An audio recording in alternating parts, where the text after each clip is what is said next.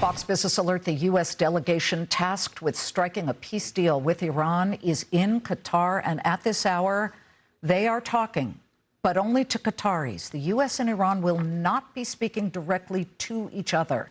Messages will be passed between President Trump's son-in-law Jared Kushner and U.S. Mideast envoy Steve Witkoff by Qatari mediators, as the Iranian deputy foreign minister is expected to do when he arrives in Doha tomorrow. Another party not involved in direct talks would be Israel. After fighting alongside the U.S. against Iran, Israel faces a separate challenge in Lebanon, where it is pursuing its own agreement to disarm the Iran-backed terror group Hezbollah, even as the U.S.-Iran deal calls for an Israeli withdrawal from Lebanon. Israeli Prime Minister Benjamin Netanyahu visited Israeli soldiers in the security zone in southern Lebanon today, along with Minister of Defense Israel Katz, and he delivered a message to Hezbollah and the world about his intentions. Our insistence is that we are not leaving southern Lebanon until the threat is nullified. And as long as Hezbollah remains here, armed and threatening us, we are staying here. So where does Israel go from here now that the U.S. is going it alone in regards to Iranian negotiations? Joining me now to answer that, Israeli ambassador to the United Nations, Danon.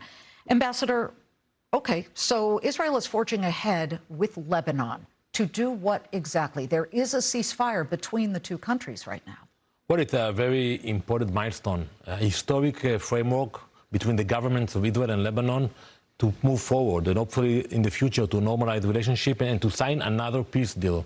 Now, it's not easy, especially for the Lebanese, because they have Hezbollah, they have Iran, threatening the officials in Beirut not to move forward. I think the Lebanese government took a very smart decision, bold decision to move forward with Israel. It's bad news for Hezbollah. It is bad news for Iran, but it is good news for the Lebanese people. Maybe finally, Liz, they will gain independence and they will actually push Hezbollah out of the game. For people who don't understand what has been going on for decades now, Hezbollah, who is deemed a terrorist organization by the United States and by many other democratic nations, they somehow have entrenched themselves in a sovereign country, Lebanon, even though Lebanon has its own military with, what, 80,000 soldiers and a government. What is going on there? Why can the government not somehow excise that cancer from its own country? Iran is heavily invested in Lebanon. For years, they put billions of dollars into Hezbollah in Lebanon. They buy it power. They have power in the parliament. They have power in the government. They have power in the military of Lebanon. When you say power, do you mean infiltration? Absolutely. Absolutely. And I think what we hear today, we see signs of leadership coming from Lebanon, telling the Iranian, enough is enough. We are the ones who are making the decisions. We are the ones signing a deal with Israel, and we have to thank the U.S. and Secretary Rubio for mediating the talks with the Lebanese. It is a good sign. You know, I remember when I was a child, I went with my parents to the border with Lebanon. We used to call it the good fence because it was like a peaceful border back in the 70s. So I hope that one day it will become, again, a good fence, good neighbors. We signed peace treaties with Egypt, with Jordan, UAE. Hopefully Lebanon will be the next one. Well, there are a lot of delicate promises to be made when it comes to ceasefires. What happens if Israel and Lebanon are striking one type of deal, but Iran then turns to the United States through the Qatari mediators and says, all bets are off with Hezbollah until Israel leaves entirely from southern Lebanon, which it's there to protect its own northern part of Israel. What happens then? First, I don't understand why Iran has to be involved in Lebanon. What is the connection? They own the country? Hezbollah. So basically, the government in Lebanon, in Beirut, we are dealing with the government. And I think the agreement we signed last Friday is a very important one. Still, it has to be implemented. But basically, we tell our colleagues in Beirut, we have no desire to stay in southern Lebanon. We will pull back to Israel, but you have to prove to us that you are capable of taking control of those locations. You know, Liz, we found a tunnel next to the border, 4 miles from the border. You know, we found there's thousands of kilograms of explosives, hundreds of drones. You know, they're building those bunkers next to our border. So we don't want to allow Hezbollah to come back. We insist that the Lebanese military will be there and not Hezbollah. Well, I agree, and I think that that's extraordinarily important, and Israel is in it for its own survival, but it's really solid evidence that Israel is trying and being welcomed for talks with Lebanon. That said, I mean, after the U.S. signed its memorandum of understanding with Iran, which, of course, Iran immediately broke so many of the issues within that memorandum, it appeared to many Americans that cracks were starting to emerge, and it wasn't necessarily between President Trump and Prime Minister Benjamin Netanyahu.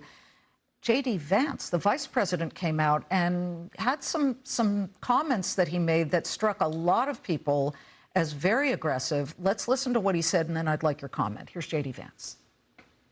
Donald J. Trump is the only head of state in the entire world who is sympathetic to the nation of Israel at this moment in time. And he happens to be the head of state of the world superpower.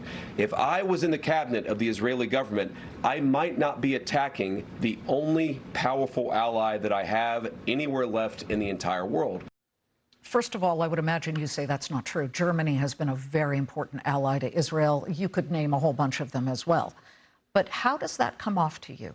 Well, we value the partnership. We value the alliance between Israel and the U.S. We actually fought together. Look what the Europeans did. They didn't allow the U.S. Air Force to fly over Europe. And we actually sent our pilots to fly together with the U.S. pilots. And we won the war together. You know, there was criticism in Israel. It's a democracy. Some of the ministers, some of the politicians were not happy with the MOU that was signed between the U.S. and Iran. That's part of the game. But we appreciate the bond. We are skeptical about the Iranians. We know them. You know, I can share with you, in 2018, we sent Mossad agents into Tehran. We retrieved the archive from Tehran. And when we read the archive, we saw that they were lying to President Obama while they were negotiating with him in 2015. So we take it very, very serious when we see the games of the Iranians. Do you think President Trump understands that they're probably lying to him as well? In fact, there's evidence now. They said that they would allow free travel for 60 days in the Strait of Hormuz, and now they're coming out with all kinds of threatening talk. Plus, they have been attacking ships. You have to verify everything with them, and you have to keep leverage. Military leverage, economical leverage, sanctions, because if you give away the leverage at the beginning of the negotiations, they will play games, and they started to play games. We know them very well. That's why we take everything, you know, with a little bit salt, because we know the Iranians. We have the experience with them.